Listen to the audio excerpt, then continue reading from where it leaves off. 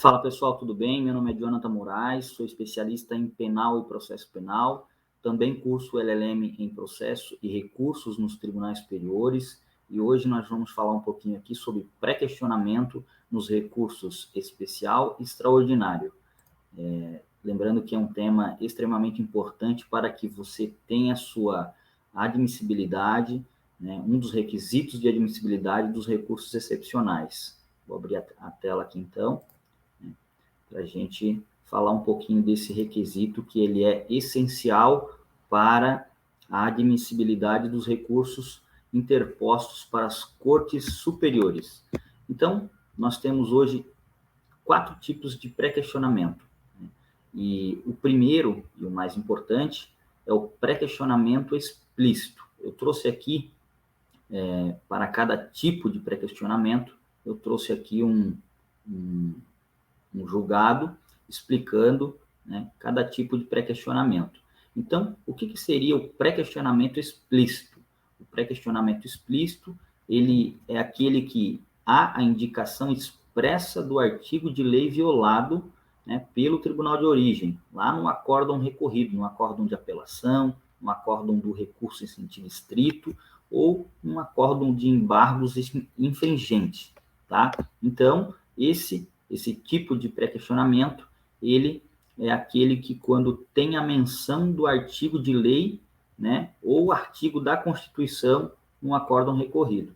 Então, nós temos aqui um precedente do STJ, um precedente do ministro Rogério Schietti, em que ele explica que o pré-questionamento explícito é aquele que tem a indicação expressa do artigo de lei violado.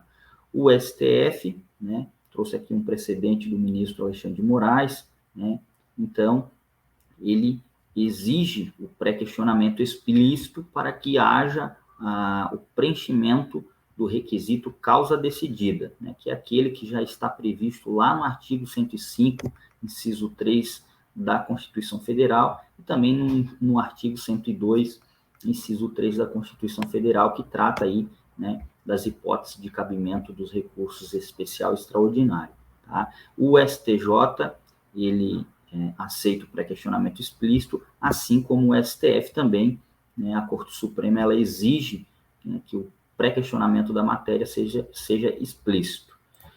Nós temos um outro tipo de pré-questionamento da matéria, que seria o pré-questionamento implícito. Eu trouxe aqui mais uma vez 2 julgados, explicando certinho como que é o que cada corte pensa, né, e define o pré-questionamento implícito.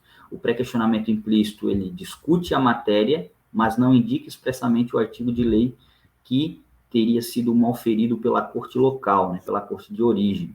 Então, eu trouxe um precedente da ministra Laurita Vaz, né, da 6ª turma do STJ, em que ela explica, né, o pré-questionamento implícito. O STJ, ele aceita o pré-questionamento implícito para fins, né, de admissibilidade do seu recurso especial.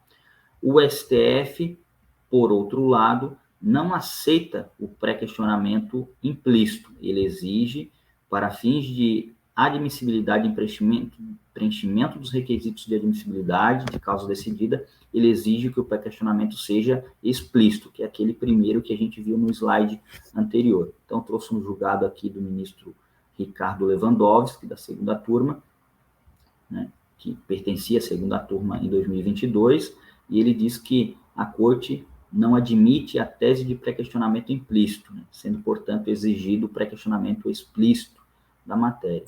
Nós temos outro tipo de pré-questionamento, que seria o pré-questionamento ficto, tá? Esse pré-questionamento ficto, ele surgiu com o novo Código de Processo Civil, em 2015, e o pré-questionamento ficto, né, ele é aceito pelo STJ, e é aquele que, quando a corte de origem não analisa a matéria no acórdão do seu recurso, e você acaba opondo embargos de declaração, e mesmo assim a corte não analisa, né? Ela rejeita os seus embargos e não analisa a questão jurídica.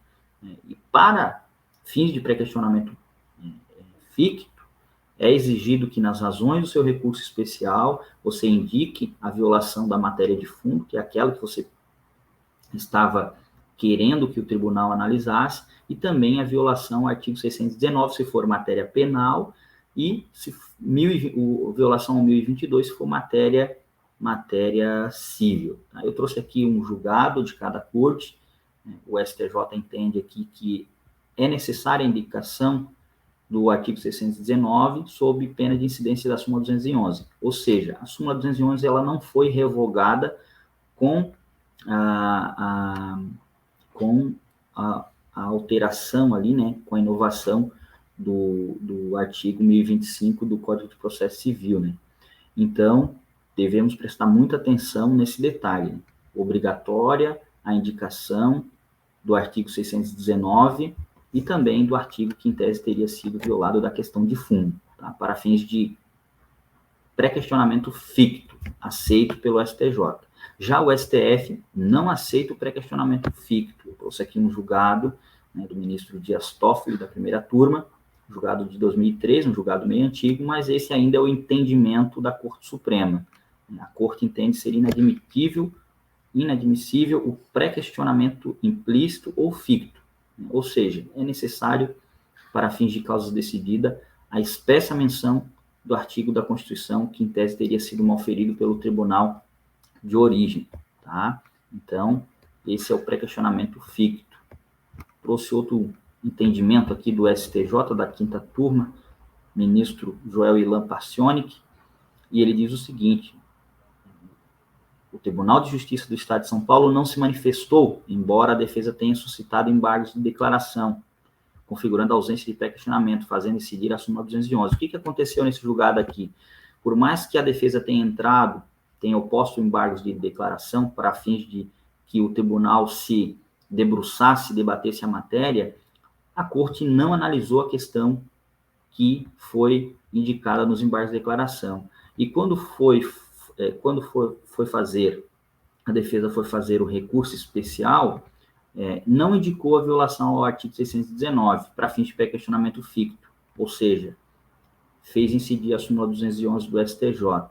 Então, finalizando com esse julgado aqui, né, nos termos da jurisprudência desta Corte, do STJ, o pré-questionamento ficto só é possível quando, no recurso especial, se tenha apontado a violação ao artigo 619 do Código de Processo Penal, o que não ocorreu na hipótese. Beleza? Vamos para o último tipo de pré-questionamento, que seria o pré-questionamento numérico. O pré-questionamento numérico também trouxe 2 precedentes aqui, de ambas as cortes superiores. O primeiro, ele menciona que o pré-questionamento numérico é aquele que, mediante embargos de declaração, a defesa exige a expressa menção dos dispositivos de lei que, em tese, teriam sido violados pelo tribunal de origem.